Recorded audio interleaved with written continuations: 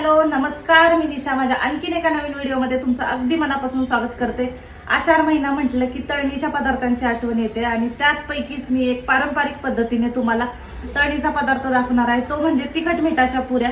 तर जास्त बडबड न करता स्टेप बाय स्टेप मी तुम्हाला रेसिपी दाखवणार आहे।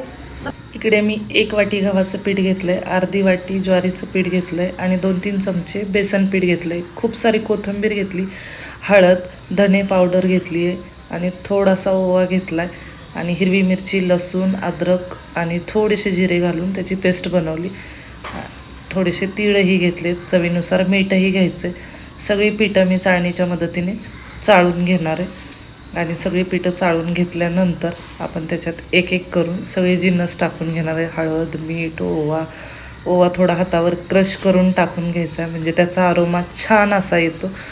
हिरवी मिरची, लसूण, अद्रक आणि जिऱ्यांची पेस्ट, थोडेसे तीळ आणि हाताच्या मदतीने मीठ घालून आपण खूप सारी कोथिंबीर घातली आणि कोथिंबीर घातल्यानंतर आपण हाताच्याच मदतीने सगळं असं मिश्रण एकजीव करून घेणार आहोत। बघू शकता मी दाखवते त्याप्रमाणे आणि थोडंसंच पाणी घालून मी त्याचा घट्ट असा गोळा मळून घेतला आहे। खूप जास्त घट्ट नाही आणि खूप जास्त पातळ नाही। आपण चपातीला पीठ मळतो तसं एक साईडला मी तेलही गरम करायला ठेवले आणि लिंबाच्या आकारा एवढा एक गोळा घेतला आहे आणि छान अशी गोल पुरी लाटून घेतली।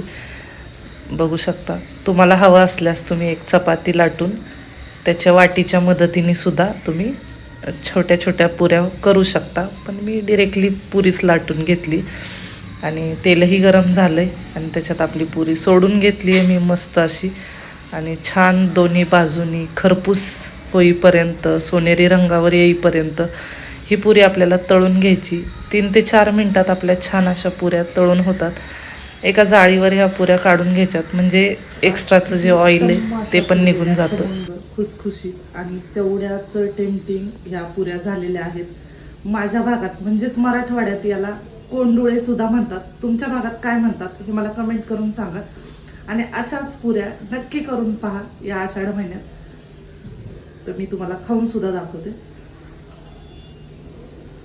बघू शकता काठोकाठ फुगलेली ही पुरी आणि एवढी छान आणि टेस्टी झाली आहे की सांगू शकत नाही, मी आता कंट्रोल करू शकत नाही। या पुऱ्या तुम्ही अशाच खाऊ शकता किंवा दह्यासोबत, लोणच्यासोबत, शेंगदाण्याच्या चटणीसोबत आणि प्रवासात तर या पुऱ्या 8 ते 10 दिवस सहज टिकतात। तर नक्की करून पहा आणि व्हिडिओ आवडल्यास व्हिडिओला एक लाईक नक्की करा आणि जाता जाता चॅनलला सबस्क्राईब करायला विसरू नका। भेटूया आपण एका अशाच व्हिडिओ सोबत, तोपर्यंत